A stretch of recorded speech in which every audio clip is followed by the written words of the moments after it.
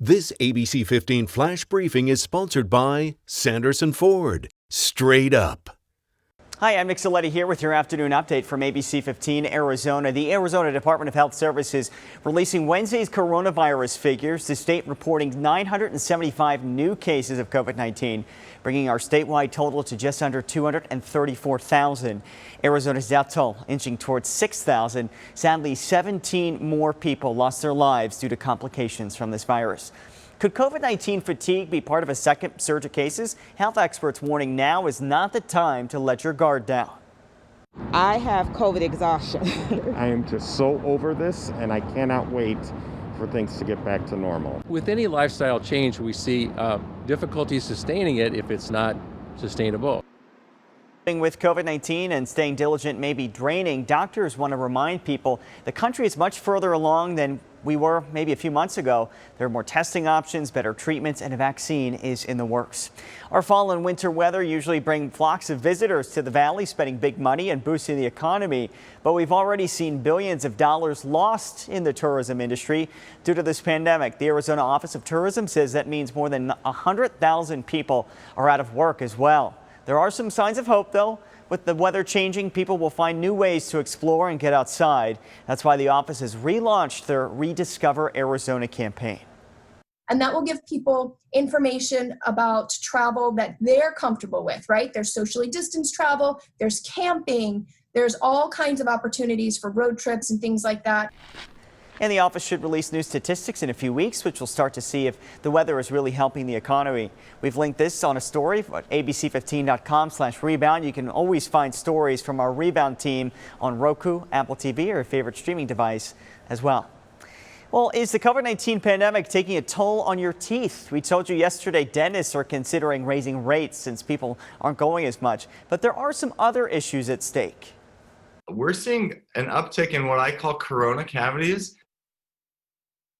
Certainly not a board certified term, but Dr. Allen says those corona cavities are affecting patients he's had for years who've never had any issues before. He says it could be because people are staying home and maybe snacking all day. Maybe they've gotten lazy and depressed. A lot of people are depressed right now, and so the last thing they want to do is floss and brush their teeth. Possibly it's because we're all wearing masks and it's drying our mouths out or something like that.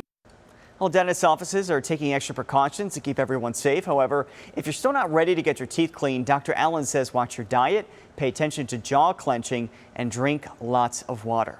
History in the making. 200 million miles away, the OSIRIS-REx spacecraft officially touching down on that asteroid and collecting a sample. After spending years on this project, the landing lasted less than 5 seconds. We're going in. We're going in. Touchdown declared. Yep, they were happy about this one. Researchers at the University of Arizona designed the spacecraft for what was called the most challenging game of tag ever. And the asteroid created a bigger challenge than they anticipated. Instead of a sandy surface, the asteroid had boulders the size of buildings. Looking at the images more closely, it was like, oh, this is not what we expected at all. How are we going to deal with that? So what's next? OSIRIS-REx still has 3 years on a trip home to Earth to safely deliver the samples.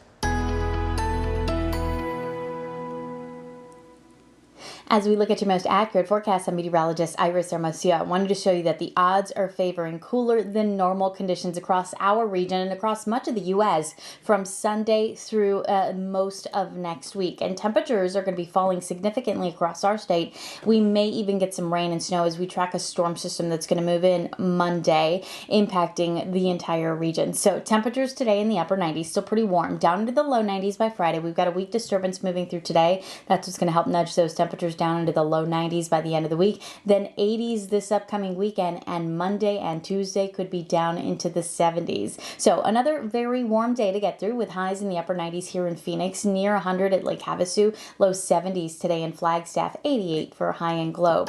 Then tomorrow we drop into the mid 90s, low 90s Friday with temperatures in the 80s this weekend, and then 70s next week and a 30% chance for rain Monday. Another update tonight. Until then, get the latest news, weather, and traffic at abc15.com or by downloading our free ABC15 mobile app.